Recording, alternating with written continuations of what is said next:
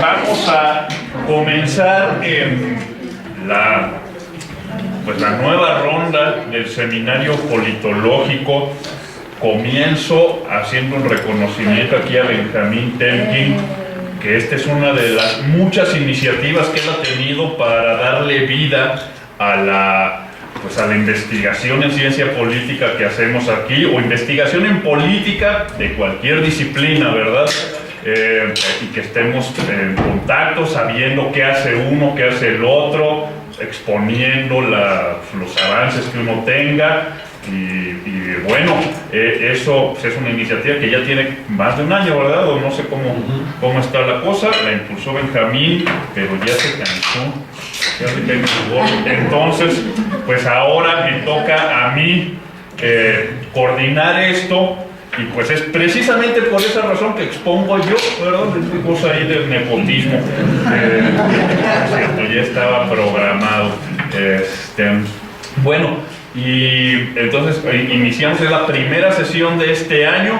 Les quiero decir pues, que esta es una invitación abierta. Quien tenga algo que quisiera exponer, estudiantes e investigadores, a medida que vayan avanzando con sus investigaciones, que quieran someterla, pues bueno, aquí a platicarnos a sus colegas, ¿verdad? Que nosotros podamos comentar y beneficiarnos de lo que estén haciendo. Que no se quede, hay muchos estudiantes. La verdad de las cosas es que las tesis, por lo general, se guardan y ahí quedan, ¿eh? Entonces hay mejor, o sea, si uno quiere difundir su trabajo hay que hacerlo de esta forma, ¿eh? Difundirlo y comentarlo, ¿eh? Que no quede en un jurado también entre tres personas, pues, que pueden ser muy valiosas sus aportaciones o no, también, pero la idea es que extenderlo más, dar a conocer más su trabajo, ¿verdad? Todos nos vamos a beneficiar. Está también, antes de iniciar, el tema del almuerzo. Flash está pasando por muchas restricciones presupuestales, como todo el país y toda organización que no sea un partido político. Hay muchos problemas de dinero este año. Entonces pues inicio avisando que no podemos asegurar que en sus siguientes eventos va a haber comida, ¿no? Es un problema, era parte del atractivo. No sabemos, vamos a hacer el mayor, es verdad, a lo mejor no está muy interesante el sándwich. Bueno, entonces, la capacidad del lobby de algunos. Y la capacidad del lobby, ¿verdad? Pues algunos han visto. House dice, ¿no? Si quieres algo hay que hacerle la vida miserable al otro, ¿no? De tal forma que tenga un beneficio en hacer lo que tú quieres. Hay que tener esa capacidad. Voy a tratar, voy a hacer mi mejor esfuerzo. Pues, dicho esto, agradeciendo su presencia, bueno, si llegara más gente, pues ya no alcanzó sándwich. Si son amigos suyos, pues pueden invitarle un bocado, si no, que mueran de hambre por no llegar temprano. Vamos a comenzar entonces esta presentación que aquí les hago, es sobre las alianzas antinatura, que así les llamó, si no me equivoco, así empezó expresándose el señor Manlio Fabio, pero en todo caso así empezó quejándose y llorando el PRI cuando empezó a ver que les daba al PAN y al PRD por aliarse en su contra, ¿verdad? Entonces parece que el PRI considera que lo natural es ganar, por eso llamaba antinatura estas alianzas, pero después también lo empezó a agarrar el término gente de los partidos PRI, PRD, PAN y PRD, preocupada por la pureza ideológica, ¿no? Fox se refirió así cuando intentó, al parecer con éxito, bloquear una alianza en Tamaulipas, ¿verdad? Y también pues gente del círculo de López Obrador.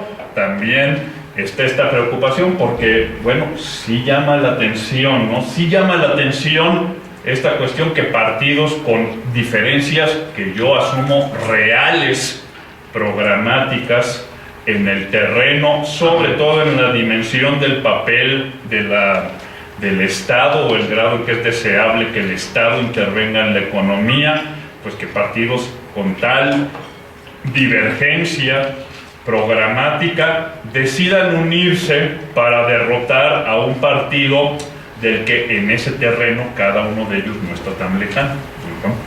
El Partido del Centro en esa dimensión. Esto, bueno, yo creo que Benjamín, que tiene muchas objeciones, estará contento de cómo manejo esto, porque yo soy para complacer. Entonces, el tema aquí es, esta es la naturaleza, o el tamaño de este fenómeno, ¿verdad? Tenemos de 1991, cuando se postuló el señor Nava en San Luis Potosí como candidato de unidad y apoyado por el PRD y el PAN, hasta el 2010 tenemos en total 14 alianzas en las que el PAN y el PRD, como partidos, apoyaron al mismo candidato. Cuando un candidato renuncia por sus pistolas en favor de otro, no cuenta, ¿verdad? Esto pasó en Guerrero en la última elección. El candidato panista, él para sacar algo, así hay gente, ¿verdad? Así renunció Ebrard, acuérdense, a la candidatura del Centro Democrático, o el propio Muñoz Ledo, dejando a sus partidos chiflando en la loma. Pero eso no cuenta, ¿verdad? Estamos hablando de alianzas partidistas. También pasó en Chiapas en 2006, el candidato del PAN, que ya vio que no iba a ganar nada, pues apoyó a este señor Sabines. No estoy hablando de esto, son alianzas partidistas en las que participan por lo menos el PAN y el PRD apoyando a un candidato. Han sido 14 en 14 estados, más allá de la enumeración de cada uno de los casos. Aquí lo que vemos es el origen partidista de cada uno de estos 14 candidatos, ¿verdad?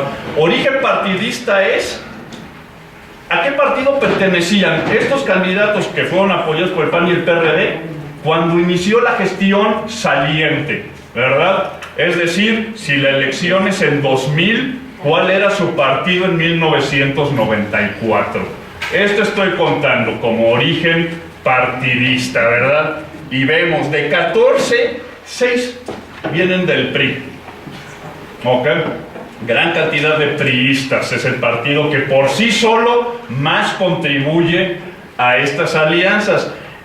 Y de los otros, los restantes 8, 4 son de un partido distinto al PRI, pero que tampoco es ni el PAN ni el PRD. Estamos hablando de, bueno, el local es el señor Nava, que les decía, también en su momento el auténtico de la Revolución Mexicana. Este fue, si no me equivoco, pues no me voy a equivocar porque ni siquiera me acuerdo. Lo último que hizo el PAN fue, pues, que alguien de sus filas participó como candidato. Convergencia, ahí me estoy refiriendo al señor Cue, ¿verdad? Actual gobernador de Oaxaca, y que cuando fue candidato por Convergencia, o bueno, cuando fue candidato la última vez, el partido en el que estaba era Convergencia, pero antes ya había participado, ¿verdad? En la elección anterior, pues su partido de origen era el PRI, ¿verdad? Entonces era priista, después de Convergencia. Él es el único que participa 2 veces, cuenta doble, ninguna como origen PAN-PRD. Y un independiente que es la señora Xóchitl Gálvez, ¿verdad? Que por Hidalgo participó ahí, entonces pues nomás no me acuerdo de ese pobre panista. Y finalmente, de 14 candidatos, solo observamos 4 casos en los que viene de alguno de los 2 partidos, que pues y además es el PAN, ¿verdad? Entonces, esta es una cuestión, es un fenómeno que llama mucho la atención por sí mismo, que llaman 2 cosas la atención en este fenómeno. Uno, la distancia ideológica entre los 2 partidos, ¿verdad? 2 partidos que son adversarios programáticos en el terreno fundamentalmente de la deseabilidad de la intervención del Estado en la economía. En esa dimensión estaremos de acuerdo que el PAN está a la derecha y el PRD a la izquierda, y sus diferencias son reales, ¿verdad? Sus diferencias programáticas son reales.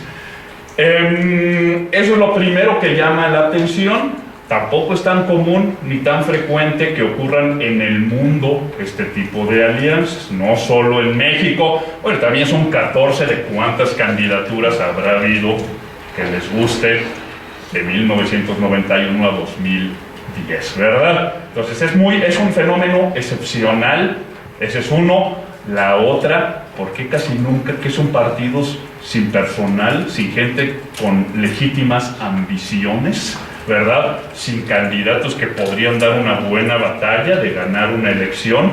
Pues no, ¿verdad? Son el PRD y el PAN, partidos grandes, nacionales, con profesionales de la política en el buen y el mal sentido, pero vemos que lo predominante es que no aporten un candidato en estas alianzas, ¿verdad? Son estos dos problemas los que quisiéramos abordar. Una explicación, pues, que viene muy a modo, aquí pongo la que da Reynoso en su libro sobre las alianzas.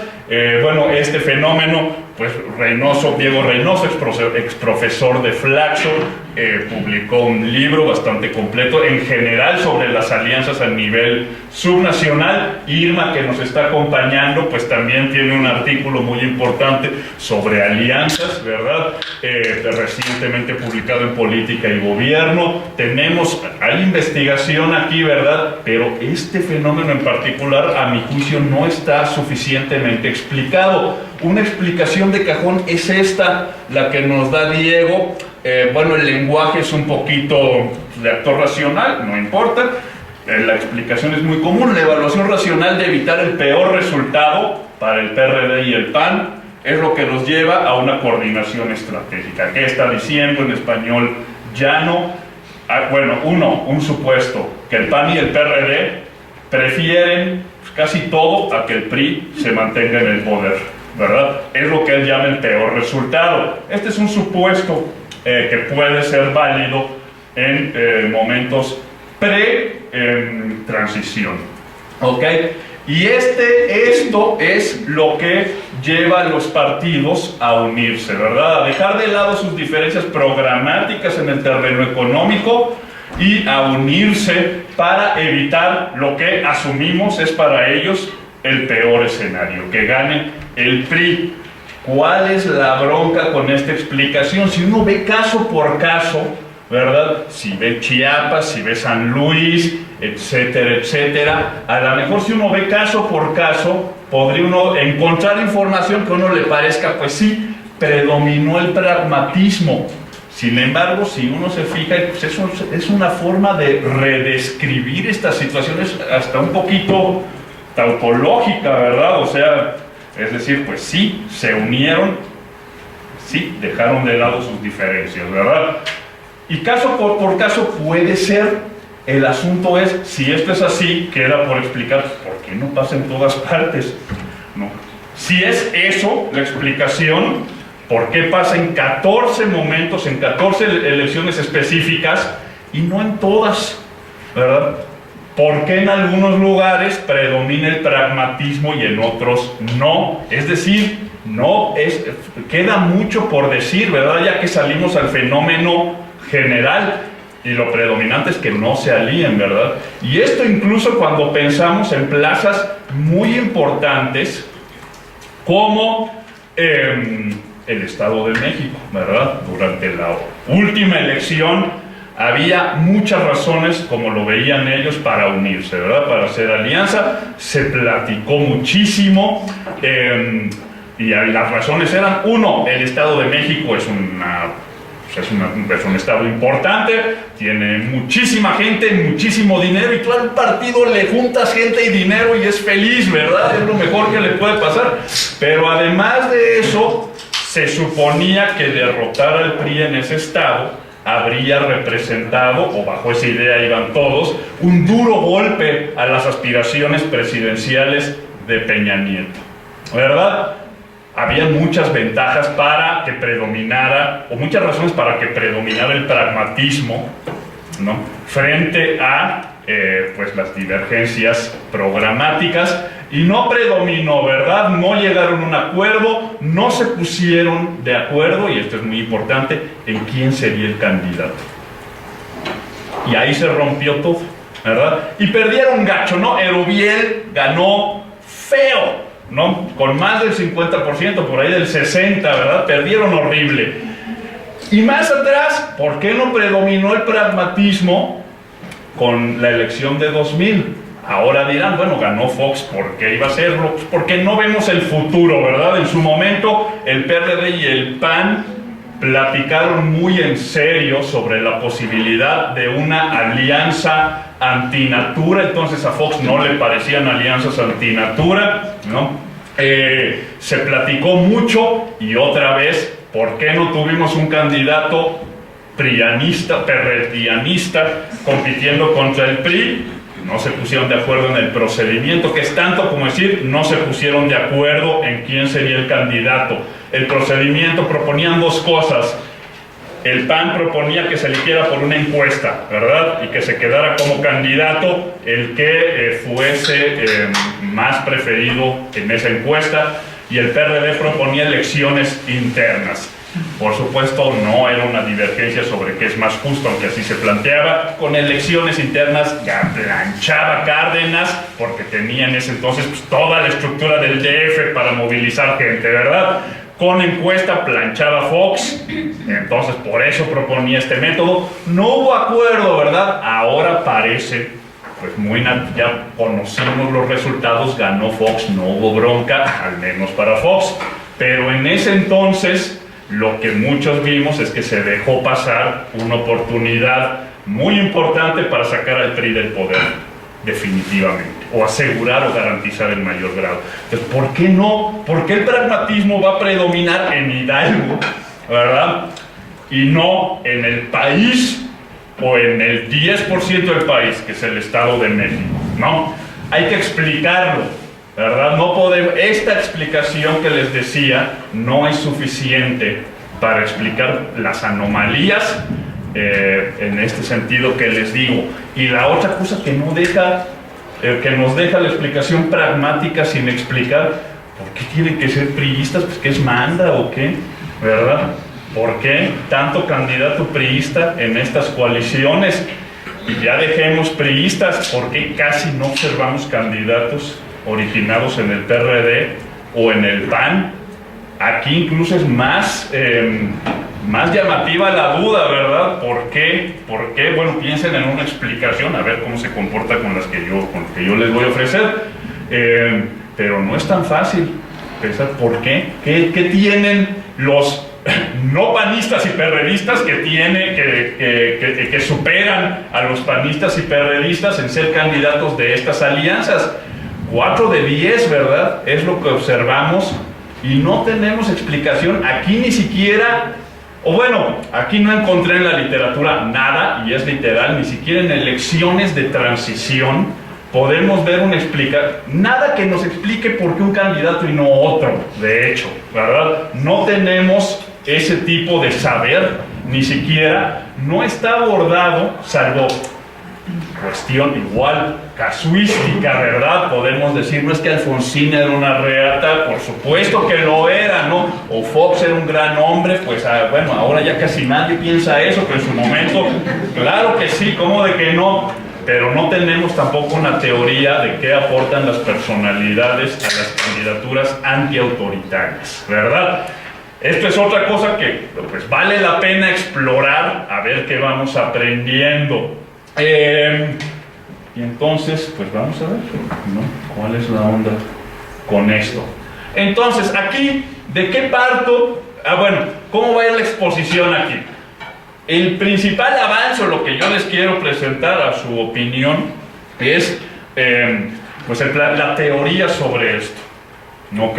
La teoría sobre alianzas electorales, con algunas especificaciones para que aplique a situaciones antiautoritarias o pre-transición, ¿ok? Esta teoría ofrece una explicación más o menos general. Después esto se aplica o se ejemplifica una vez que expongo las implicaciones, las hipótesis que se derivan de la teoría. Se ejemplifica con el caso de la elección de Pablo Salazar en Chiapas. Pablo Salazar, si no me equivoco, fue la segunda o tercera de estas coaliciones o alianzas antinatura.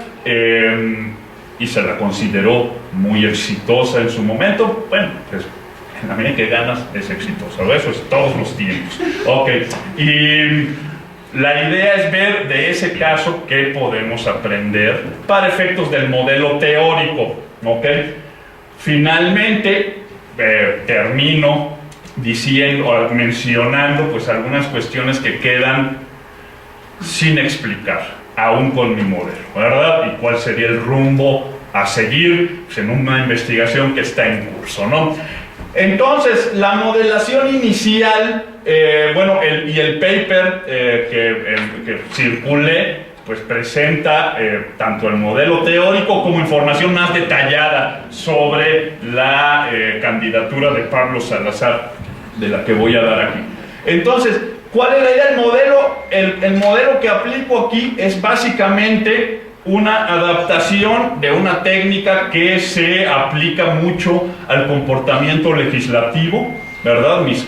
Quienes estuvieron en mi clase de teoría política el trimestre pasado, les va a sonar familiar esto que voy a presentar. Y bueno, parto de ahí para aplicarlo a esta situación que es, ¿cuál es la idea? Dos partidos se van a coaligar, tiene que ser alrededor de una plataforma, entre otras cosas, ¿verdad? Entonces, a partir de eso, pues, ¿qué podemos derivar?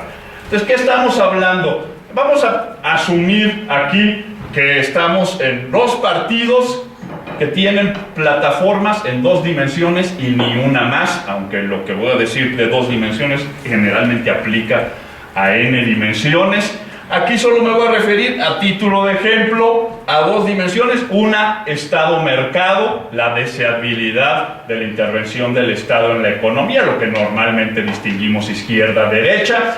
Y la otra dimensión es un programa sobre la naturaleza de las instituciones políticas, sobre la naturaleza de la competencia electoral, que aquí por simplificar menciono como el eje autoritarismo-democracia. ¿Ok? Entonces todos los miembros de los partidos, este es el siguiente supuesto, se caracterizan todos, si pertenecen al partido L, se caracterizan porque todos comparten, es otro supuesto, una combinación en el nivel de Estado-mercado y de autoritarismo-democracia que consideran ideal, ¿verdad? Y es ese puntito del centro del círculo, ¿ok? Entonces, aquí el círculo es una curva de indiferencia. ¿Qué quiere decir?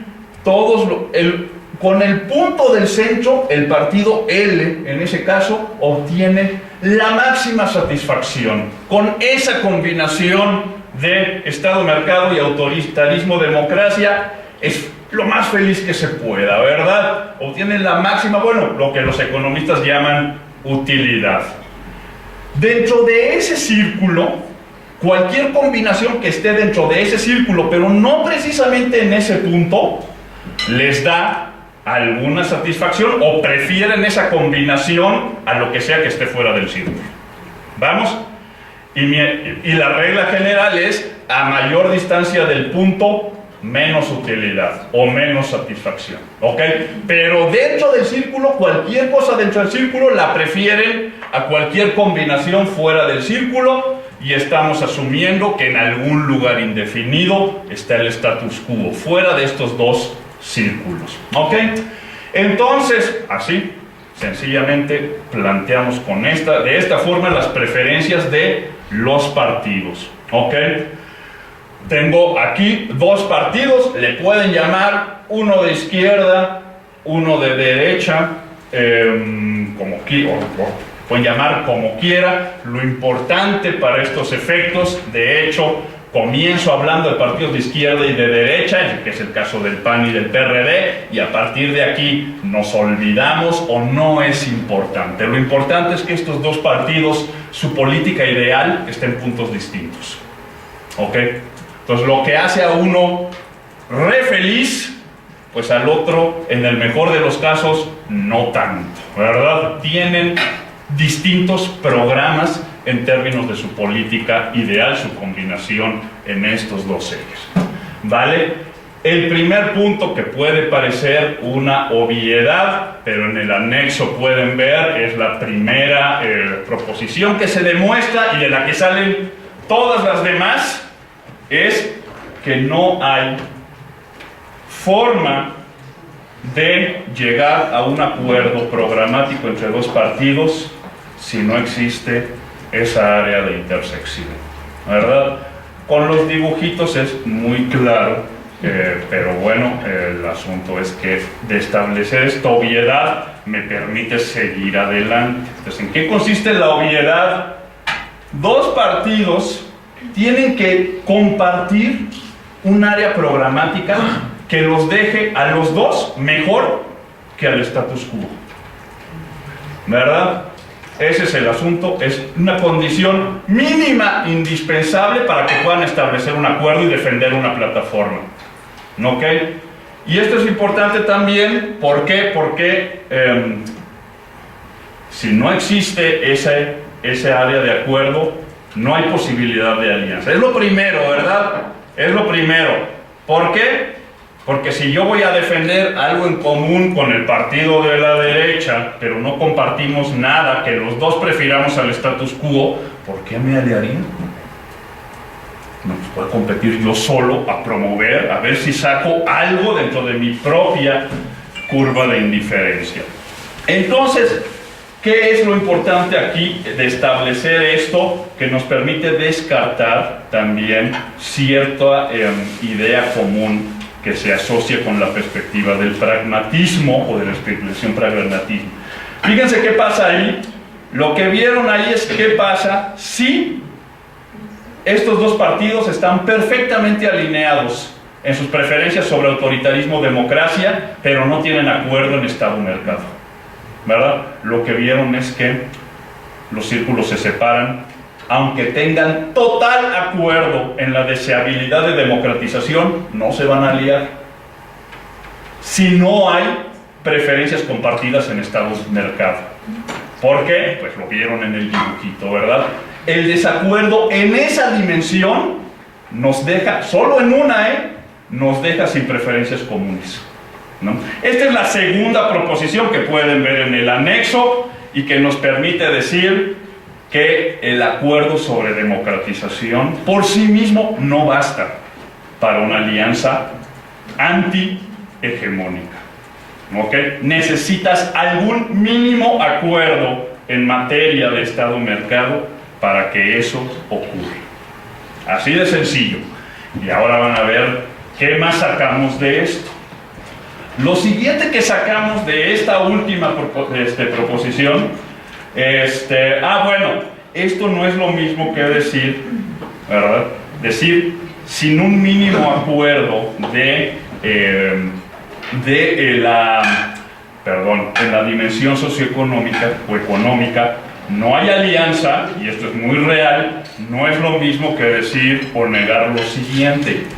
Podría ser que un partido le preste mayor importancia a la democratización, tal vez coyunturalmente, porque le preste coyunturalmente mayor importancia. También aquí esto lo empecé a explorar solo por complacer a Benjamín, que veía las caras que me ponía. Y bueno, vamos a ver. Ok. Entonces, lo que decimos es, supongamos que un partido le concede mayor importancia a la democratización relativa que a las cuestiones de Estado-mercado. Lo que pasa es esto, fíjense ustedes, con ese partido, vean, se convierte en un óvalo el círculo cuando ocurre esto, y es más probable que se cree la zona que se necesita para seguir las alianzas, para tener una alianza. Eso pasa cuando se le da, el círculo representa una situación en la que se le da igual importancia a las dos dimensiones. En ese óvalo es que el partido L le da más importancia a la democracia que a sus posiciones sobre la intervención del Estado en la economía. Entonces, frente a una situación anterior en que no hay acuerdo, esta mayor importancia relativa genera o hace más viable que se cree la intersección indispensable para tener una alianza. ¿Ok? Ahora bien, esto es una posibilidad. Por el momento no la voy a seguir. por el momento. ¿Por qué? Porque habría que explicar pues, qué pasa, o sea, por qué en algunos lugares sí y en otros lugares no se crea esta mayor importancia relativa, más cuando vemos que podría ser un solo partido el que genere preferencias de este tipo, ¿verdad? Solo aquí para decir, bueno, esto puede pasar, pero por el momento vamos a asumir, y quien me diga que al PRD no le importan sus cuestiones estatistas o a que al PAN no le importan sus cuestiones neoliberales, pues no es así, ¿verdad? Sí se las toman muy en serio en general, ¿no? Pero por el momento, digo, pero esto puede pasar, no vamos a explorar esta vía por el momento, vamos a asumir que se le da importancia igual a las dos dimensiones y a ver hasta dónde llegamos, ¿ok? A saber hasta dónde llegamos en la explicación de estos 14 fenómenos, ¿vale? Sigamos. Además, fíjense ustedes, el título de esta diapositiva está medio misterioso, pero ¿qué me permite hacer la obviedad de que el desacuerdo en una dimensión imposibilita la creación de plataformas comunes? Me permite dar cuenta de una cuestión que no siempre se considera. A ver, el espacio de competencia no es del PAN y el PRD solitos, ¿verdad? Estamos diciendo que se podrían aliar contra el PRI, ¿no? Y el PRI, pues también es un partido con ganas de triunfar, ¿no? ¿Qué le impide reaccionar? ¿Qué le impide al PRI? A ver, si ve que una alianza antiautoritaria le va a ganar, ¿qué está manco? O más aún, que no tiene boca para ofrecer una alianza, ¿verdad? Se supone que está al centro. Entonces, ¿qué pasa en esas situaciones? Esto es lo que se llama el teorema del caos. ¿Ya se acuerdan, verdad?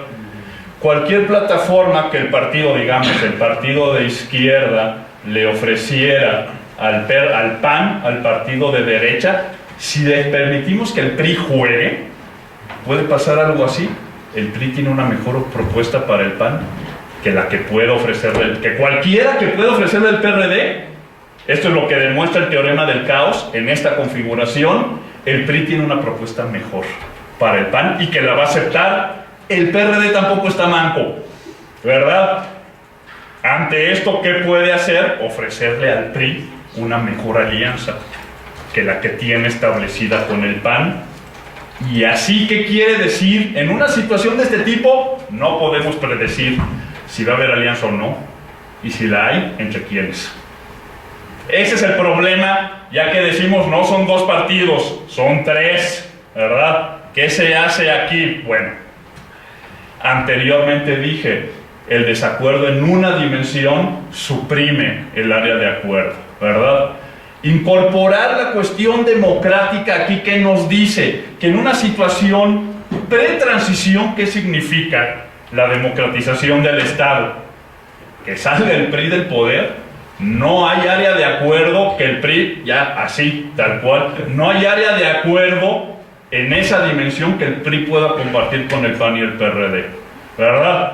La dimensión de democratización es la que impide que se dé, antes de la democratización, este escenario caótico, ¿ok? Y funciona así. Esto es lo que pasa.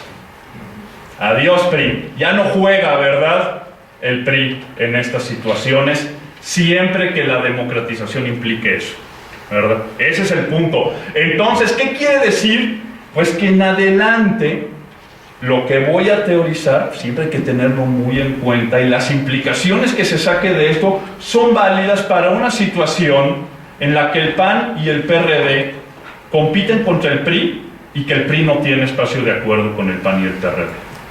Una vez que hay transición, ya estamos en otra cosa y no tengo predicciones, ¿verdad? Entonces, lo que está pasando en Sonora, en Nuevo León, ¿verdad?, son escenarios post-transición. No tengo predicción, bueno, sí tengo, pero es pues, las que tiene cualquiera, ¿verdad? Del marco analítico no se desprenden implicaciones, y esto es muy importante para definir cuál es el área o los casos a los que aplica el marco analítico, ¿verdad? Son escenarios pre-transición, ¿Qué era lo que nos interesaba saber, verdad? Porque hicimos los priistas para sacar al PRI. Ok. Siguiente punto a considerar, asumiendo que existen entre dos partidos, pues un área en la que los dos están de acuerdo que prefieren esas combinaciones de políticas, ¿verdad? Frente a el status quo, eso es el área sombreada, azul. Entonces, eso está bien, pero vean ustedes cómo está en este esquema. Los dos tienen políticas que preferirían a cualquier punto sobre el área sombreada. En particular, el centro, ¿verdad? Su política ideal. Entonces, aquí vamos a introducir una siguiente consideración, que es, cuando tú te alías con un partido en estas condiciones, tienes que hacer un sacrificio programático, ¿verdad? Si ganas y se aplica la plataforma acordada, implica necesariamente que pues, tu política preferida no se va a aplicar. Es un sacrificio programático para partidos que yo asumo se toman muy en serio sus plataformas electorales. De hecho, vean ustedes que no estoy modelando. No les interesa el puesto, no les interesa ganar la gubernatura, no les interesa puestos en el gabinete, no hay nada de ambición aquí en esta modelación, ¿verdad? Estoy asumiendo que todo lo que les preocupa a los partidos, si quieren ganar, es para aplicar una plataforma. Este es un supuesto, ¿verdad? Que está aquí. Entonces, hay un sacrificio programático. Entonces, ¿qué tienen que tomar en consideración cada uno de los partidos? Si yo me alío, por supuesto, aumenta la probabilidad de que gane, de ganarle al PRI. En alianza aumenta casi siempre, pero esto lo tengo que confrontar con la probabilidad posiblemente menor de ganar yo solo. ¿Ok? ¿Por qué confrontarla con eso? Porque si gano yo solo, aplico mi política favorita, ¿verdad? Entonces, estas son las cosas que tiene que valorar un partido. No está tampoco jalado de los pelos, ¿verdad? Es decir, ¿por qué hay un sacrificio programático si me siento fuerte como para ganar? Ese es un punto importante. Entonces, ¿qué tenemos? Pues voy a aplicar eso. Bueno, aquí la noción que aplica es la utilidad esperada, ¿verdad? Es decir, la utilidad que yo obtengo con la plataforma de acuerdo, ponderada por la probabilidad de ganar en alianza, tiene que ser mayor a la utilidad que me da mi política ideal, ponderada por la probabilidad de ganar yo solito. ¿Ok? Entonces, ¿eso qué quiere decir? Que no toda el área sombreada, no todas las políticas del área sombreada se prestan a un acuerdo. Hay una restricción. De hecho, es menor el área. ¿Ok? ¿De qué depende? De dos factores principalmente. A mayor distancia ideológica entre los partidos, es más reducida el área de acuerdo potencial, por un lado. Esto pues está bien, igual es una obviedad, pero hay una cuestión muy importante. Bueno, el trabajo de Irma muestra claramente que es un factor que influye. La probabilidad de alianza entre dos partidos aumenta dramáticamente cuando se reduce la distancia ideológica entre dos partidos. Es el trabajo de Irma que se presta mucho. Digo que también hay otras investigaciones que reflejan esto. Y creo yo que es uno de los defectos de las omisiones del libro de Diego, que no está modelando esto propiamente, ¿verdad? Esa es una. Y mi teoría, o la teoría que yo haga, pues tengo que verificar que sea consistente y que contemple lo que se sabe, ¿verdad? No me interesa que mi teoría en este punto diga otra cosa, y de hecho estoy iniciando contra la perspectiva de que nomás asumimos que los partidos en ciertas condiciones no les importa su programa, ¿verdad? Entonces, bueno, ese lado está bueno, está contemplado, pero la otra condición es también muy importante. A medida que aumenta la probabilidad percibida, sin llegar a seguridad, y aún si la probabilidad de que gane el otro partido, de ganar en alianza es mayor, a medida que aumenta la probabilidad percibida de ganar solo, se nos reduce esa área y podría desaparecer el área de plataformas posibles, aún si existe el área de acuerdo. ¿Ok?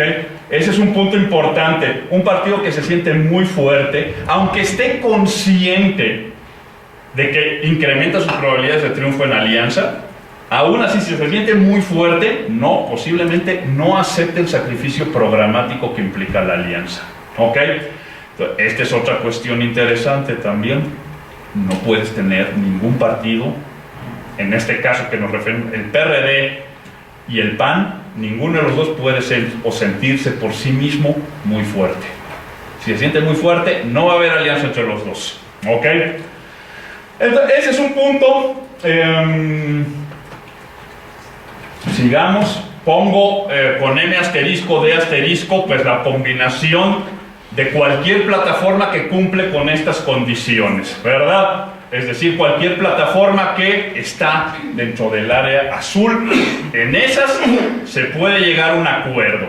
Ok, aquí voy a introducir una distinción importantísima para efectos de ya dirigirnos a predicciones más concretas, aunque aquí llevan tres o cuatro.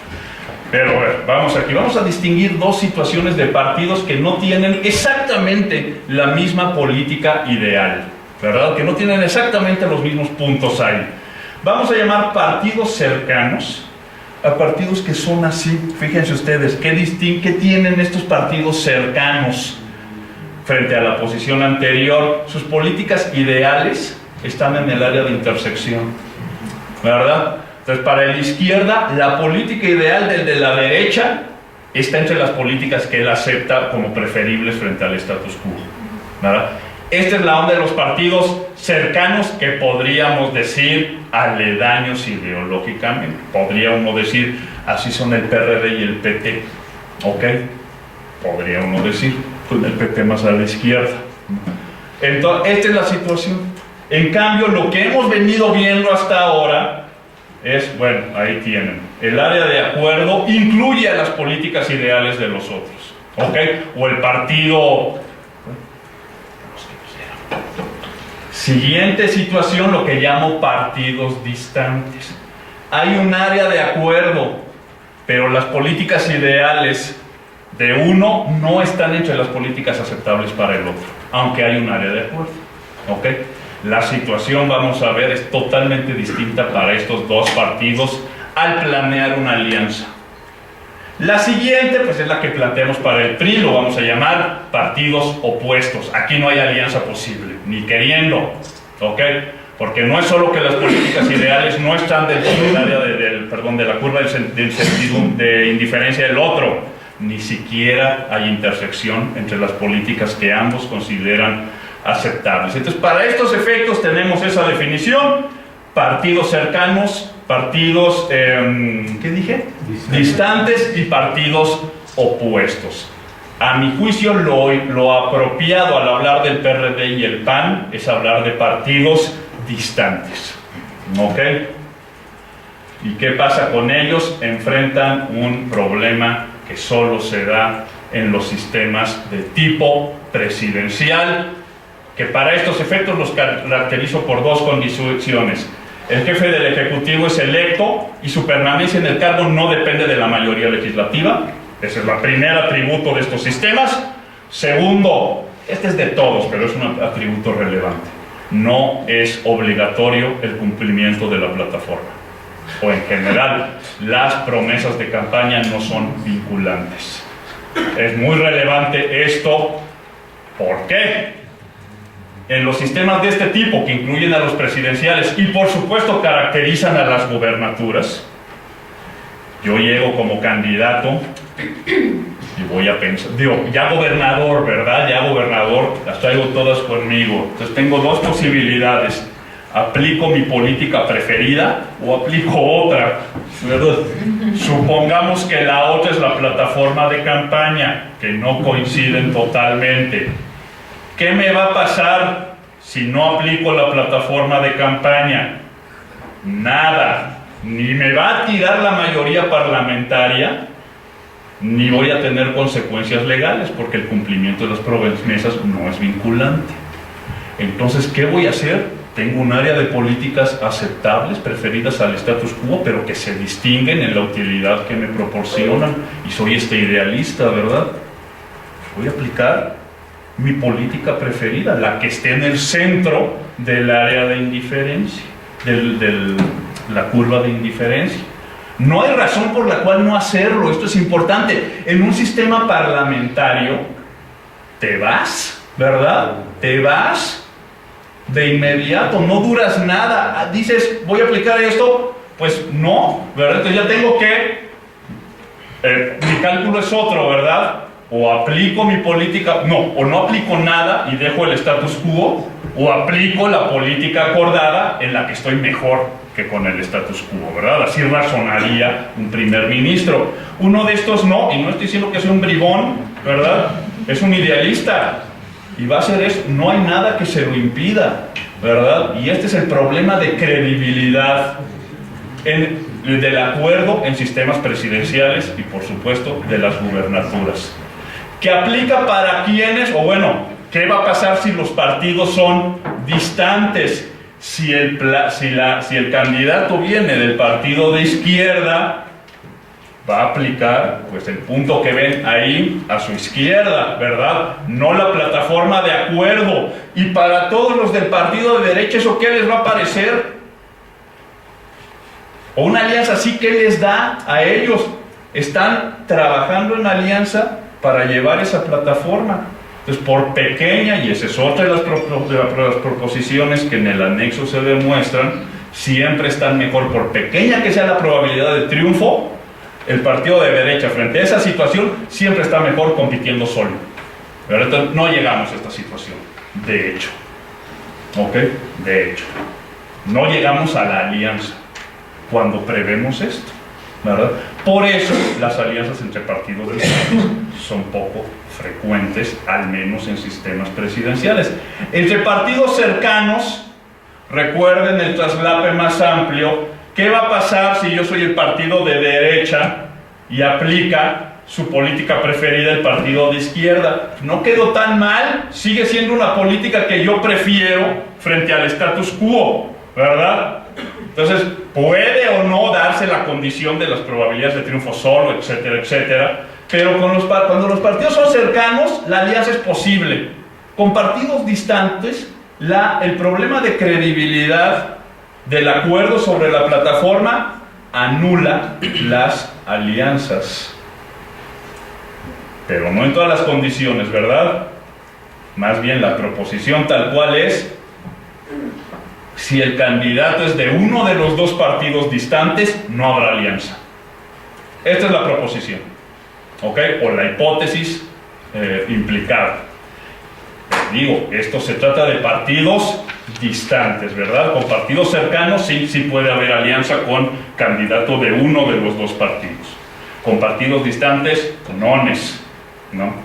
Porque sencillamente el problema de la credibilidad de la alianza es muy fuerte. Jennifer Gandhi modela no lo modela, lo menciona, este problema de credibilidad en cuanto a la repartición de los puestos, ¿verdad? El acuerdo de repartición del gabinete es el que no es creíble. Tiene razón, no es creíble. Nada más yo digo, si uno observa los gabinetes de la mayoría de los candidatos triunfantes, son puros amigotes, ¿verdad? Entonces, si viene del PRI, o sea, el gabinete de Salazar, pues era puro salazarista. Suena muy bien esa corriente. Los invito, ¿verdad? A mi juicio incluso es más realista pensar que nunca toman en cuenta eso. Esta es la primera hipótesis o la primera implicación para partidos distantes. Ahora, por otro lado, ¿cómo se resuelve este problema? Si existiese un candidato que por su propia voluntad, que por su propio gusto, es decir, porque así maximiza su utilidad, aplicara una política de este tipo, es decir, como la política que cumple las condiciones para un acuerdo, entonces sí va a haber alianza. No, ¿por qué? Porque ahora, si existe un candidato que tú puedas decir que por su gusto va a aplicar esa política, ya vimos que esa política por definición los tiene mejor que compitiendo solos, ¿verdad? Ese es el punto. Entonces, cuando existe, va a haber acuerdo. Esta es la segunda predicción del modelo. ¿Ok? Entonces ahora vamos a bajar un poquito de nivel a las condiciones ya más del caso, o de los casos que nos ocupan, y vamos a hablar de la ventaja de ser priista, ¿verdad? O más propiamente ser expriista. Recuerden, por el supuesto que hicimos, todos los priistas se caracterizan más o menos porque todos tienen la misma curva de indiferencia que vemos ahí abajo, ¿verdad? Entonces estamos asumiendo que el Estado-mercado se encuentra en algún lugar entre las políticas ideales del PRD y el PAN, pero lo que les falla es la onda de salir del poder, ¿verdad? Nadie le gusta, nadie lo hace por gusto. Ok. Siendo así las cosas, ¿qué pasa con un priista del que pudiésemos decir que sus preferencias ya no están atadas a la permanencia de su partido en el poder? Pasa esto, ¿no? Se nos va para ahí ese señor, voluntariamente va a aplicar alguna política entre las preferidas por el PAN y el PRD a competir solos, ¿verdad? Esa es la ventaja de ser priista. Bueno, la condición es que no sea del PRD ni del PAN, ¿verdad? Puede ser de cualquier lado, siempre que podamos decir esto, ¿ok? El priista que tiene reputación, la etiqueta partidista es lo que le sirve al expriista en este modelo, ¿verdad? ¿Por qué? Porque todos los actores concuerdan en que los priistas se caracterizan por eso, ¿ok?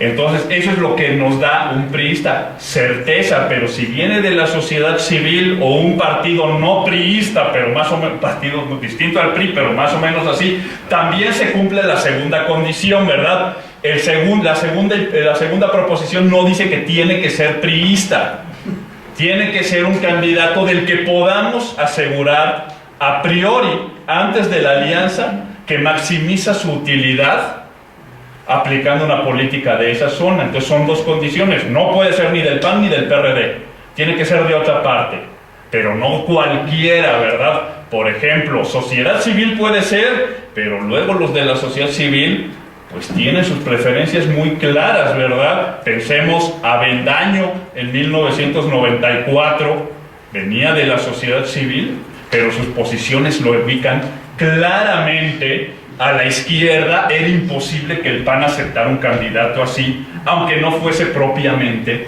perredista. ¿Quién era Avendaño? Es un señor que estaba haciendo muchas cosas mientras tú estabas fuera del país haciéndola de pedo. Hacía lo mismo. Él dirigía el Tiempo de San Cristóbal en Chiapas, que se consideraba el único periódico independiente del Estado, ¿verdad? Entonces, y cobró gran relieve nacional con el alzamiento zapatista, porque se supone que era el único que no fuera la jornada que decía la verdad. Así se veían las cosas desde cierta perspectiva, ¿verdad? Y por eso, entonces, vinculado a posiciones muy claras, ¿verdad? Que lo hacían, aunque no viniera del PRD, lo hacían a priori inaceptable para el PAN. ¿Ok? Ese es el punto. Entonces, tiene que estar fuera del PRD y del PAN, pero no cualquiera, ¿verdad? Tiene que cumplir esas condiciones. Alguien del que puedas decir que voluntariamente va a aplicar la plataforma de acuerdo. Entonces ya no hay problema de credibilidad, ¿no? El priista te da esa ventaja, te da mayor certeza sobre qué hará este loco cuando tenga todo el poder, ¿no? Ese es el punto. Entonces, esa es la ventaja que da, ¿ok? Ahora, hay otras implicaciones del modelo, ¿verdad? Aquí me centro en 3 de esto, ¿verdad? Entonces, bueno, como ven, ya estamos viendo por qué esperar. De hecho, bajo este modelo ya queda claro por qué, de hecho, esperamos que no vengan ni del PRD ni del PAN, y por qué, de los que no vienen de ese partido, por qué predominan los priistas, ¿ok? Hay otras implicaciones del modelo. Uno, lo que llamo la preferencia de los carreristas. Uno está en un partido político por 2 motivos, combinados, no se contradicen entre sí: para seguir una carrera política y ascender en la carrera política, que eso quiere decir acumular mayor poder, ¿verdad? Esa es una. y tener más subordinados, que es muy padre, gente que está atrás de ti diciéndote sí, licenciado, a todo lo que digas, ¿verdad?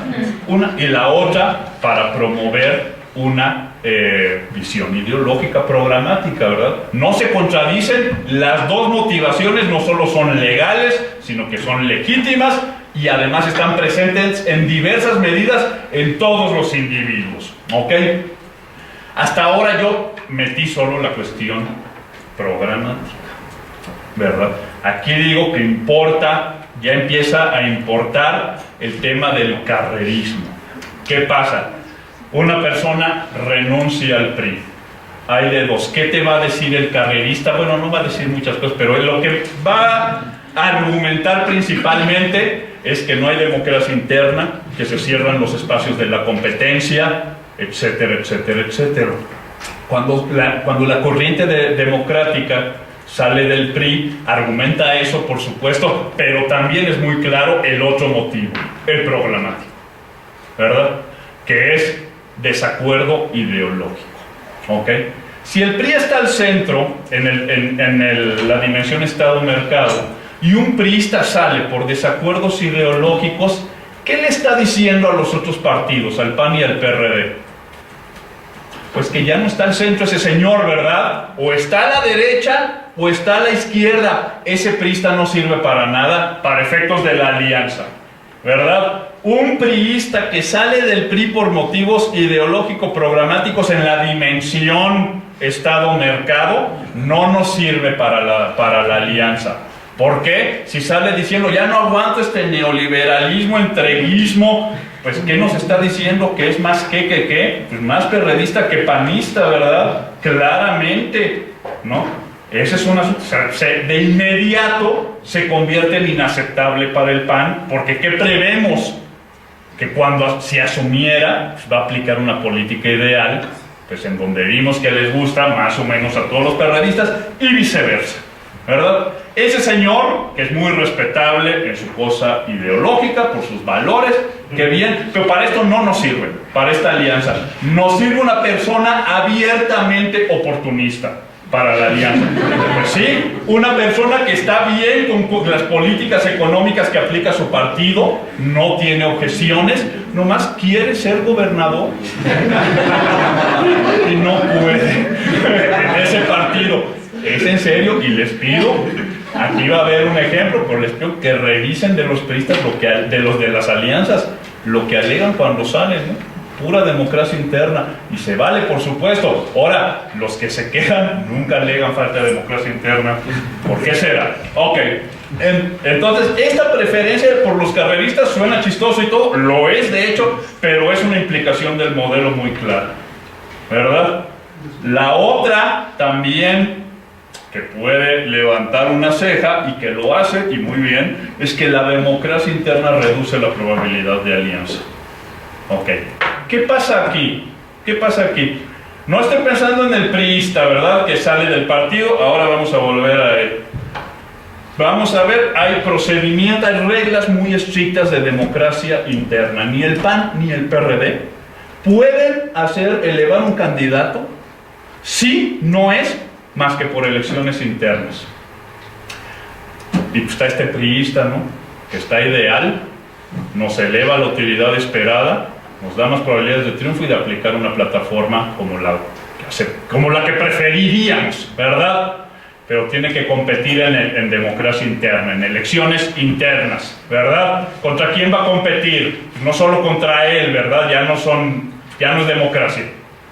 Va a competir contra quien quiera presentarse, que va a ser posiblemente del PRD y del PAN, que son políticos experimentados, por supuesto, con sus clientelas. El expriista, algunas habrá dejado en el camino. ¿Quién va a ganar? Posiblemente o el perredista o el panista, ¿verdad? Entonces aquí no estamos diciendo pobre priista, él solo quería ser gobernador. Estamos diciendo que el partido que sienta que las lleva de perder, o el partido que sienta que el otro partido podría ganar esas elecciones internas, celébralas solito, ¿verdad? No va a participar. ¿Por qué? Porque estamos otra vez en el problema de credibilidad del acuerdo, ¿verdad? Entonces, con elecciones internas se reduce la probabilidad de que el priista fabuloso, aunque esté, el priista gane la nominación, y el que sienta que va a perder con ese procedimiento, pues no le conviene, ¿verdad? Ya vimos por qué, y aquí estamos en el debate que no tenía fin posible entre Fox y Cárdenas sobre el procedimiento de la elección interna para ver qué candidato de unidad. Los dos propuestos beneficiaban a uno y al otro no le iba a gustar, pues no iba a apoyar un candidato que iba a aplicar políticas que no le gustan, ¿verdad? Entonces, esa es otra implicación del modelo. Necesitamos procesos centralizados en la selección del candidato. Los partidos mexicanos tienen mucha, ¿verdad?, mucha libertad en la selección del procedimiento. De hecho, pueden descentralizar si se les da la gana, si no, no, ¿verdad? El PAN usa mucho las convenciones y el PRD, al menos en ese entonces, tenía una disposición que para alianzas, no era así explícitamente, para alianzas no hacen falta elecciones internas, ¿verdad? Lo puede aprobar el comité estatal. Esto es lo que permite, ¿perdón? El Consejo Político. El Consejo Político, exactamente. Esto es lo que puede, esto es lo que permite que no haya resucitar el problema de credibilidad. Finalmente, supongamos que gana nuestro priista carrerista, ¿verdad? Y hagamos el contrafáctico. Sus políticas económicas, ¿cómo serán en comparación a una situación en la que hubiera perdido él y que hubiera ganado el otro priista? Muy similares, ¿verdad? Esto es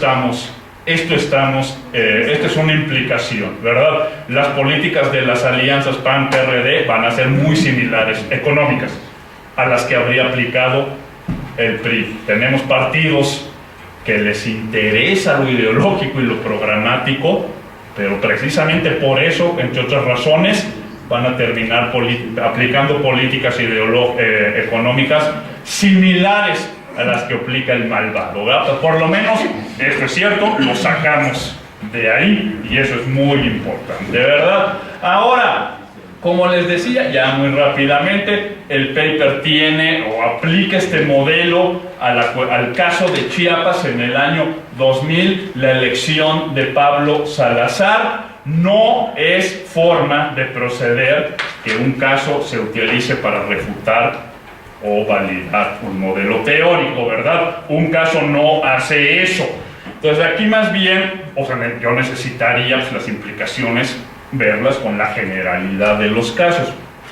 Aquí más bien la forma en que yo aprovecho el caso es, uno, construir una narrativa de la situación interpretada en este código, y eso ya es una aportación, no porque esto sea una maravilla, sino porque no hay. Las narrativas anteriores tenían un código peor que apestaba, ¿verdad? Es decir, es una narrativa que todo lo que te hace es cantar el cambio democrático, celebrar que se sacó al PRI del poder.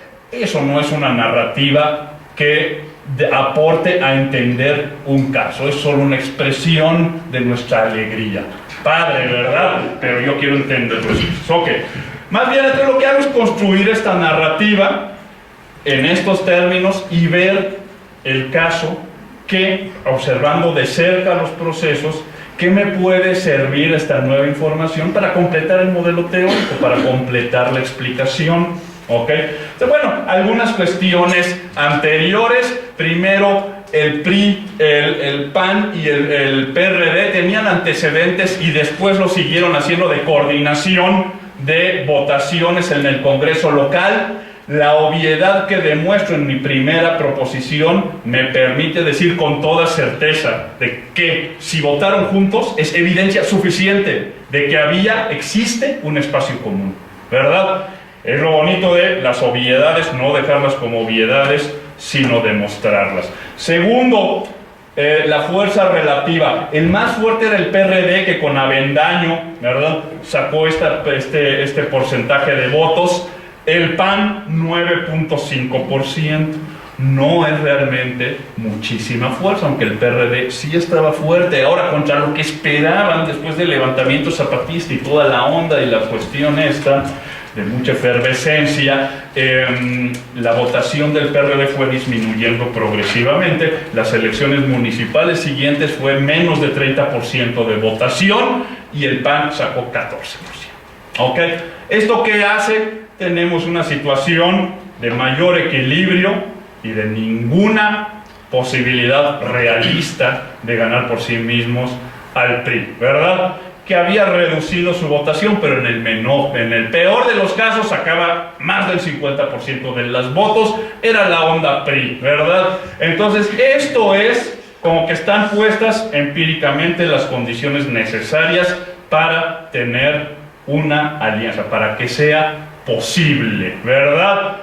¿Qué nos falta? El priista, ¿verdad? Es lo que nos falta aquí. Nos falta un priista, que es el señor Pablo Salazar, ¿verdad? Acabó en la cárcel porque la gente es malvada. El señor Sabines en particular, de verdad que es malo como Satanás, pero antes de esto era un héroe. Antes incluso de ser candidato, el señor Salazar tuvo dos momentos estelares, no, en realidad uno, que fue cuando fue electo senador, precisamente en la elección de 1994, por su natal estado de Chiapas.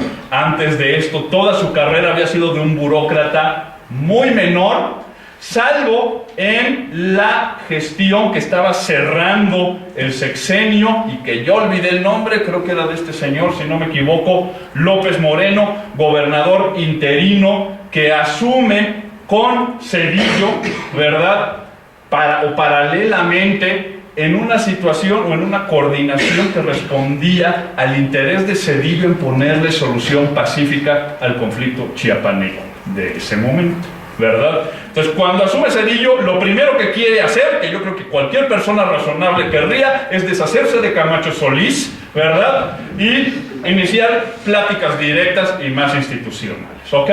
Con el ejército zapatista. Javier López Moreno le es funcional, o entra, pues ya saben cómo era entonces la cosa presidencial, tú eres gobernador, porque pues, así me parece, eres como mi secretario de Estado en esta zona, y Salazar entra como secretario de gobierno de este gobernador. Puedo estar mal en el nombre, pero bueno, detalles.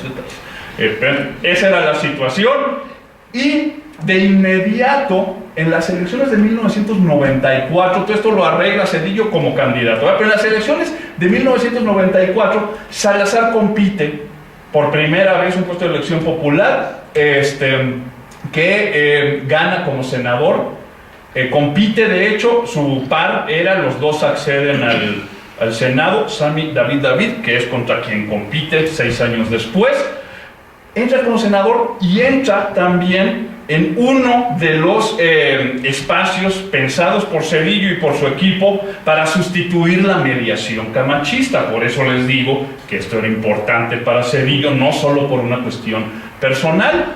Él veía como un espacio más apropiado lo que se llamó la Comisión de Concordia y Pacificación. Era una comisión legislativa, ¿verdad?, en la que Salazar entra y tiene un papel predominante. Es decir, Pablo Salazar inicia su carrera política como ariete, si se quiere, de Zedillo en el plan de pacificación del Estado, ¿verdad? Muy identificado con ese plan, y toda la onda de Pablo Salazar es la pacificación de Chiapas, ¿ok?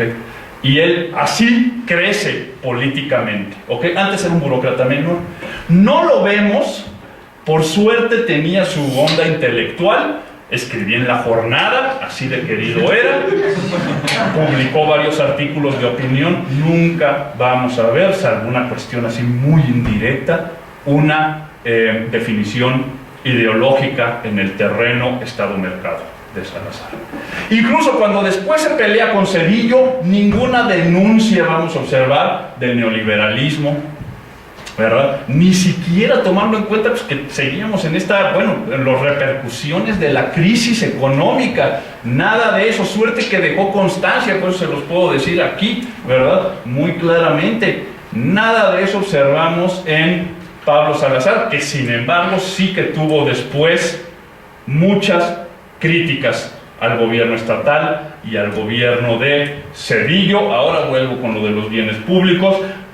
Tuvo muchas críticas, y para la época a mí me parece que era incluso una persona bastante valiente y muy clara para lo que se veía. ¿Qué pasó? A la mitad del camino, bueno, los zapatistas no resultaron tampoco compañeros muy cordiales de diálogo, se complican las cosas, ¿verdad? Se acuerda, recordarán, una ley que aprueba, bueno, no se aprueba como se quería, ¿verdad? Se termina aprobando una ley distinta a la que quería tanto el ejército zapatista como casi todo el mundo involucrado en la mediación. Y entonces, ¿qué ocurre? Y bueno, y a la larga Zedillo cambia de rumbo en su política, ¿verdad? Y decide que lo más apropiado es mandar al ejército a arrestar a Marcos, a cumplir supuestamente unas órdenes, bueno, no, supuestamente no, unas órdenes de aprehensión que se levantaron contra Guillem Vicente, ¿verdad? Me dicen que incluso hasta cuando fueron al campamento, hasta la pipa caliente encontraron, ¿verdad? Pero de eso nada. Con esto gira totalmente, bueno, con este giro total en la política de Zedillo, todo cambia para Salazar, ¿verdad? Cambia el gobierno del estado, entra el Boris Guillem, que es básicamente un nazi, ¿verdad? Bueno, ocurrió también la matanza de Acteal, las cosas se complican mucho y Salazar está tan identificado que con la política de pacificación inicial de Zedillo, que cuando gira, cuando hay un cambio radical en esta política, Salazar está descartado como candidato viable del PRI para la gubernatura, que ya se hablaba, ¿verdad? Ya no, ¿verdad? Este señor ya no nos sirve a los nuevos planes. Y lo más interesante aquí, pues no tuvo nada que ver Salazar con ese cambio. No estaba ni en lo previsible, ni en lo que él podía manipular. Es decir, vemos el caso y parece una alta intervención del azar lo que genera que esté disponible este señor priista para encabezar esta candidatura y que sin él, según mi modelo, no se habría dado, ¿verdad? Que es muy interesante. Entonces uno dice, bueno, aquí que tenemos, el modelo depende mucho de la disponibilidad de un priista, porque no cualquier priista quiere, ¿verdad? Muchos sí, pero no cualquiera, no los vemos tanto, ¿verdad? Entonces, y vemos el caso y vemos una alta intervención del azar, o sea, si no hubiera habido este cambio brusco e imprevisible en las cuestiones en la política de Zedillo hacia Chiapas, es muy probable que Salazar, poco puedo decir con certeza, pero es muy probable que Salazar, bueno, de todas formas hubiera sido gobernador, pero con su partido, ¿verdad? Es decir, no habríamos tenido al priista disponible para la alianza. Entonces uno dice, el modelo y su capacidad de previsión, entonces, pues juega mucho la intervención, o depende mucho al parecer de la intervención del azar. Entonces el siguiente paso, más bien, es no quedarnos ahí y decir, pues, ¿cuándo se hace disponible un priista? ¿Verdad? Entonces el modelo tiene que ser completado diciéndonos algo sobre las condiciones en que un priista va a estar. Si pensamos una cosa así, todo esto le pasó a Salazar, ¿verdad? Pobrecito en ese momento, se vio sin la candidatura que ya la tenía, ¿verdad? Habría sido un estupendo gobernador priista para continuar la pacificación. Pero bueno, hay que pensar un poco, cuando se ve en esa situación azarosa, ¿qué se enfrenta? Pues él tiene que decidir, ¿verdad? ¿Me quedo o me voy? Parece muy simple, pero es una decisión. Entonces, continuando con la forma en que estamos viendo las cosas, lo que cualquiera en esa situación tiene que tomar en cuenta, por lo menos, es la utilidad de salirme del partido y ser gobernador 6 años, ponderado por la probabilidad de triunfo, con la utilidad de quedarme en el PRI para siempre. Es que esa es la situación, por eso tampoco vemos tantos priistas poniéndose disponibles. Sales del PRI y es para siempre, y quedarte en el PRI, ¿qué te da? En ese entonces, sobre todo, te da casi todo, ¿verdad? Acceso a recursos para ti y para tu camarilla. Si te portas bien, podrías ser gobernador en 6 años, ¿verdad? También eso pasa, y un montón de cosas. Por eso había tanto priista, es padre cuando es tu partido, ¿verdad? Entonces, esto es lo que tiene que ponderar un gobernador. Y aquí, este importante modelar de un posible candidato, es importante modelar esto, ¿Por qué? Hasta aquí me estoy dando cuenta de un hallazgo de Reynoso. Las alianzas se hacen más probables a medida que aumenta la competitividad, ¿verdad? Y aquí de hecho yo les estoy diciendo que no pueden ser tan competitivos, al menos por sí mismo, el PAN y el PRD, ¿verdad? No es necesariamente contradictorio, pero parece haber algo que no checa. ¿Qué afecta? ¿En qué afecta la competitividad? ¿Verdad? O sea, antes del 91 no veíamos estas cosas, ¿verdad? ¿Por qué? Porque salirte de tu partido, el PRI, para competir era lo mismo que salirte para abandonar la política, ¿verdad? La certeza del triunfo del PRI era casi total.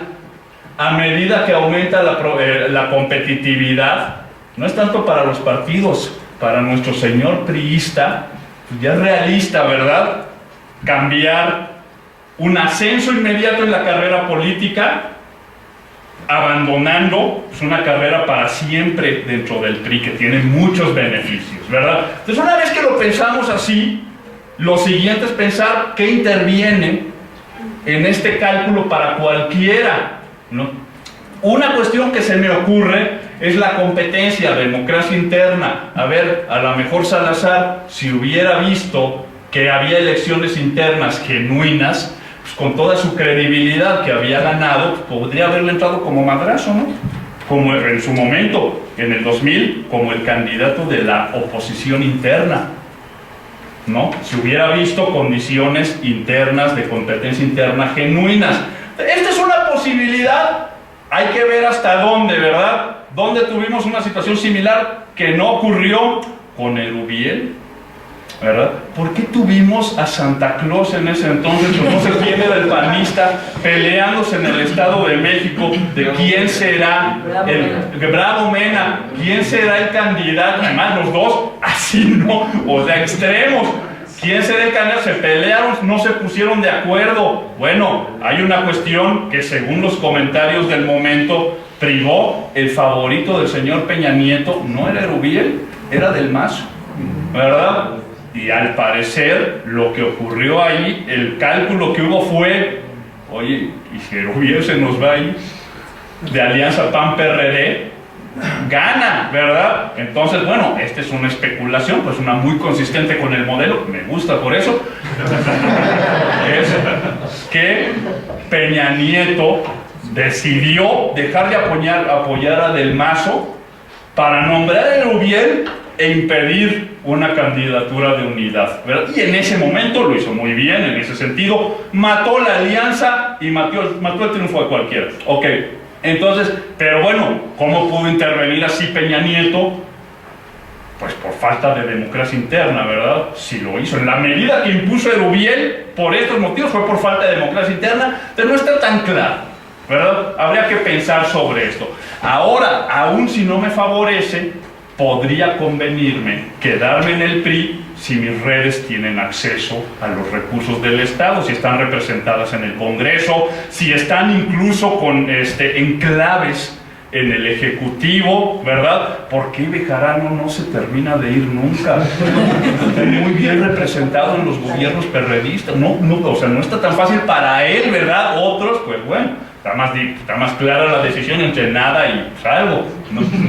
Pero esto es importante, ¿verdad? Salazar era un lobo solitario, tenía sus amigotes en cuanto asume sobre todo este señor Guillén, no queda nada de salazaristas, suena muy triste para mí y para él.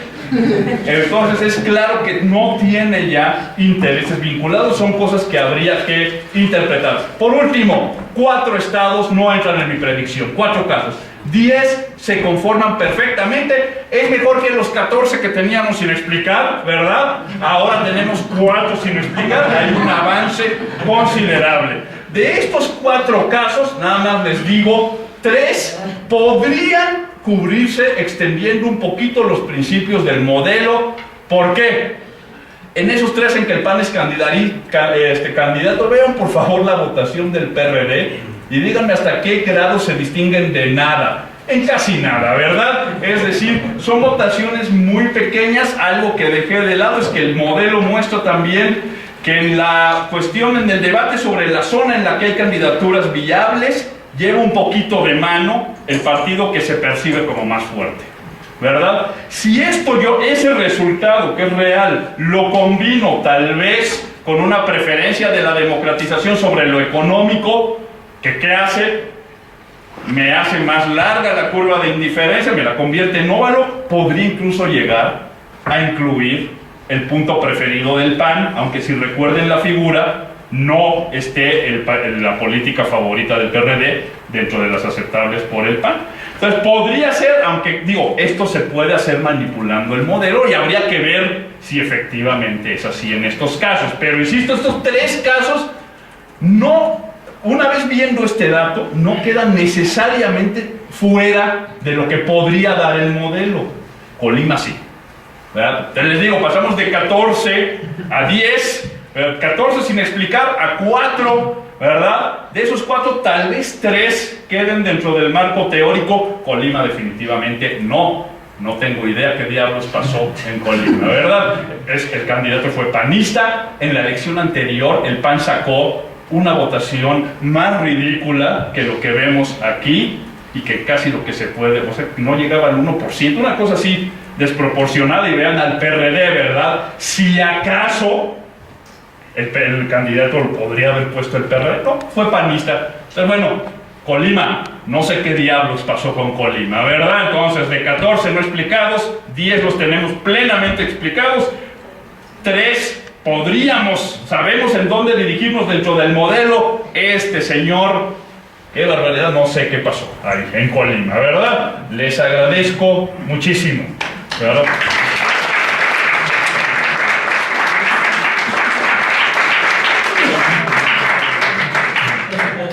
Entonces la idea es pues que recibo comentarios. En este caso ya no reaccionaría porque sí me colgué, pero sí me gustaría escuchar si alguien tiene algo que aportar para pues, este es trabajo en curso.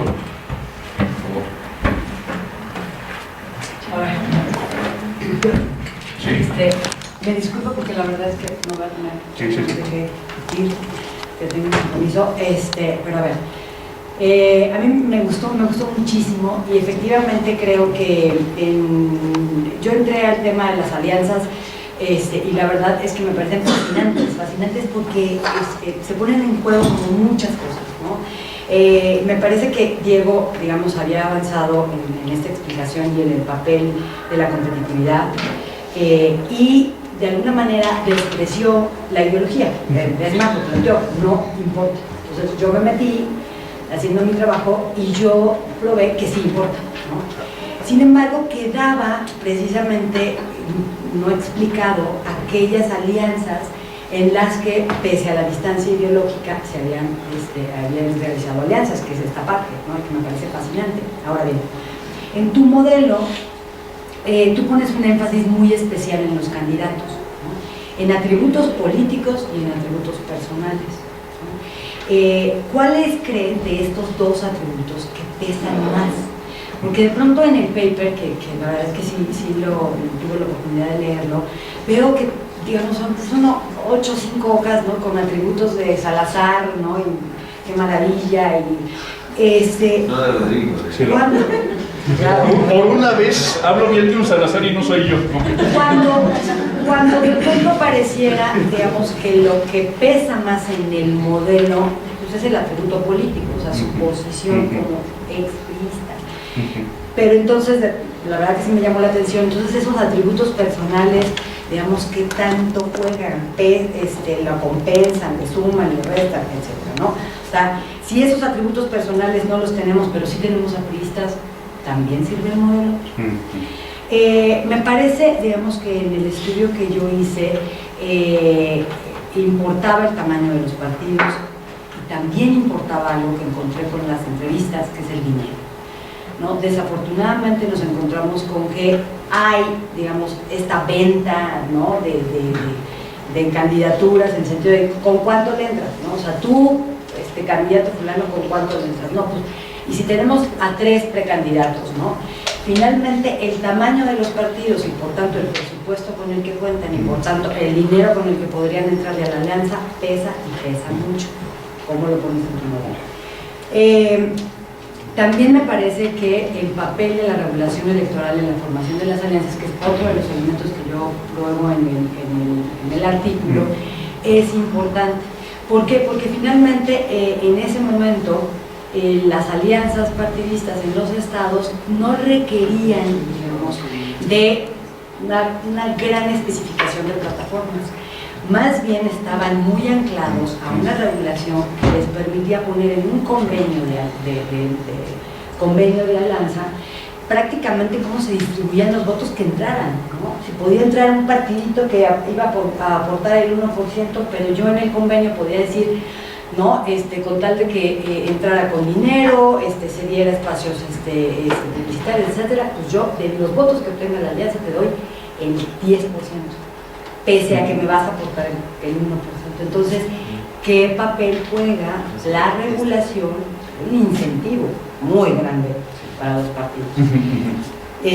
¿Qué papel juega la regulación electoral en el modelo, ¿no? Finalmente me queda un poco como que la duda de cómo le haces para hacer la discusión pragmatismo versus partidos programáticos, ¿no? Cuando, digamos, siento que finalmente el apostar por un priista, ¿no? Que en algún sentido representa el status quo, pues es pragmático, no programático. Ok, gracias. Tú guías, Benjamín, por favor. No, sí, estoy repartiendo. Exacto, tomar la libertad de. Por favor. Moderar. Son 2 puntos, uno respecto a la alianza y otro a los candidatos. Respecto a los candidatos, por ejemplo, como una de las variables que pones que tiene que tener, o más bien atributos, el candidato es que sea oportunista y pragmático, ¿no? Y además estás mencionando que en el modelo son elecciones donde no ha habido transición. Es decir, el PRI ha estado gobernando. ¿No le da mayor posibilidad a algún político que está en el PRI, en el gobierno, una exposición mediática mayor a cualquier otro político de los partidos? Es decir, que sea más rentable un priista mediático y entonces sea lo mediático y no lo priista lo que lo está llevando, manteniendo el atributo de oportunista estable, porque en ese supuesto entonces un priista con poca exposición mediática pero oportunista sería rentable para esa alianza. Es decir, si no lo conoce mucha gente, en esa lógica el PAN y el PRD lo posicionarían simplemente porque está en medio de los dos. Y respecto a las alianzas, yo no sé, o sea, yo a veces como que intento distinguir entre lo ideológico de los partidos, tanto en el Distrito Federal a nivel nacional como a nivel local. No sé qué tanto juega lo ideológico en lo local, si de verdad la cuestión programática tiene un peso muy relevante o no, y más bien eso el vehículo para llegar al poder del partido político.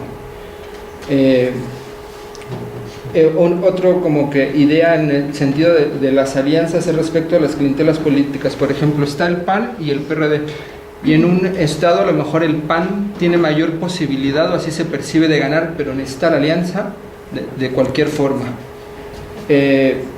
Al partido que esté en menor posibilidad no le conviene estar haciendo la alianza, independientemente de que ponga en juego su programa, porque en el futuro le será más rentable. Es decir, cuando menos va a meter a su clientela, cuando menos va a poner por ahí al primo, al hermano, a quien sea, de director de parques y jardines. Exacto. Y eso le conviene al final de cuentas. O sea, ¿cómo se podría analizar eso? Pequeño sobre Gracias, José. Solo una pregunta sobre el modelo, y tiene que ver con lo que decía Julián, de que es un modelo pretransición. Es decir, solo aplicaría para aquellos estados donde no hubo alternancia. Se podría pensar también que esto es a la larga aplicable a estados donde haya habido gobiernos de un solo partido durante mucho tiempo. Estoy pensando de DF, estoy pensando Baja California, por ejemplo.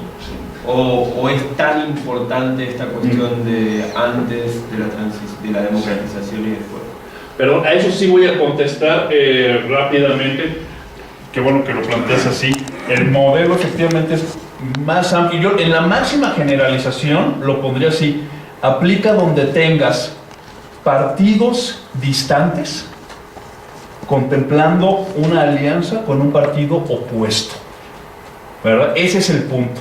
Ese es el punto y está bien, digamos, esa es la generalidad real del modelo, ¿verdad? ¿Por qué distantes? Porque a ellos se les presenta el problema de credibilidad, ¿verdad? ¿Y por qué compiten contra un partido opuesto?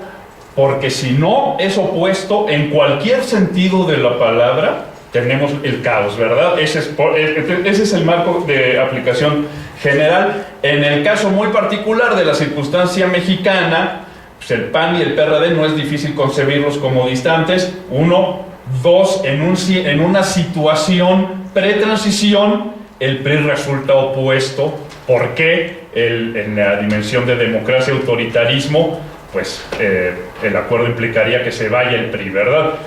En ese sentido, es un caso especial de una aplicación más amplia.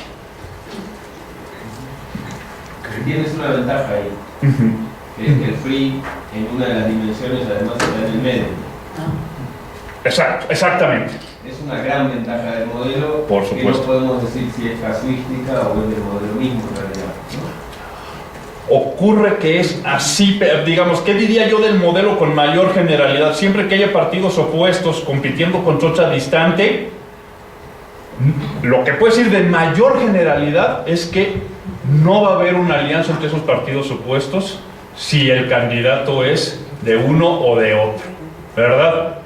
Esa es la mayor generalidad. Ya si el partido opuesto puede proporcionar un candidato a esa potencial alianza, pues sí depende de la circunstancia muy específica, muy coyuntural, de que esté en el medio en una dimensión, ¿no? Pero sí, muy apropiado. Bueno, pues sí, perdón, con eso terminamos. Quiero hacer una última observación rápida que surgió ahorita lo que te preguntaron. Parecería ser que en tu modelo, entre más eleves el nivel de generalidad, más tienes que considerar que el partido alternativo que va ¿cómo se dice?, a soltar al carrerista ese para que se vaya para allá, tiene que estar en medio. Sí. Tiene que estar en medio. Para tener la segunda hipótesis, ¿verdad? Para tener la posibilidad de alianza, o a ver, igual a mayor generalidad, solo será posible la alianza si existe un candidato externo a esos dos partidos del que puedas decir que va a aplicar voluntariamente la plataforma de acuerdo. Es la máxima de esa predicción. Si no, pero es una predicción, no se prevé alianza. Pero para esa predicción necesitas considerar que lo programático importa. Claro. Sí, totalmente. O sea, no se opone a una visión totalmente pragmatista de la política. Totalmente. De hecho, el supuesto es que solo les importa lo programático. Entonces, lo programático entra dentro del proceso de maximización de utilidad. Por supuesto. Entonces, si yo quiero llenar el ideal socialista, exacto, eso, lo que yo haga me convierte en un ente racional. Un ente racional. Casi dentro de lo que estoy diciendo, casi entra todo ahí. Es que aquí hay una confusión, me va a permitir contestar a esto. A ver, la racionalidad tú la asumes, no la demuestras ni la compruebas empíricamente. Es un supuesto de la misma forma que supongo que no les importan los cargos públicos.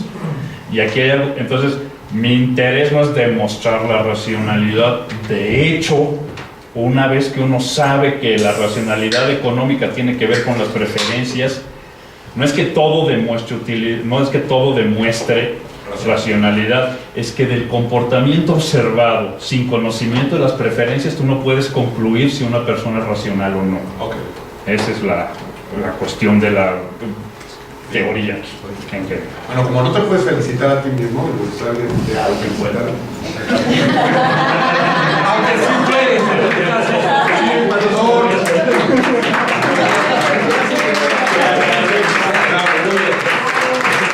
Gracias a todos. En un mes nos acompañará aquí o Irma o Mario, como se pongan de acuerdo ellos, pero todos están invitados a programar aquí sus trabajos. Gracias.